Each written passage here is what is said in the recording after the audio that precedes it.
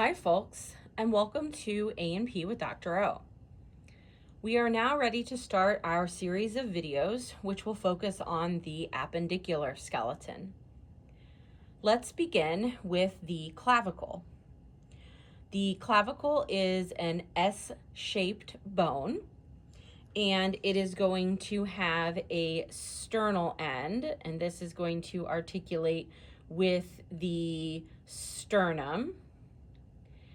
And then it also is going to have an acromial end, which is going to articulate with the scapula.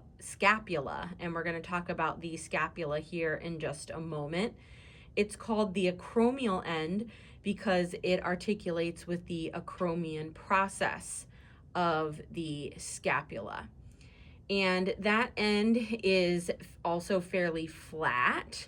And that's one way to identify it, because the sternal end is more of a pyramid shape. Let me turn the clavicle so you can see that.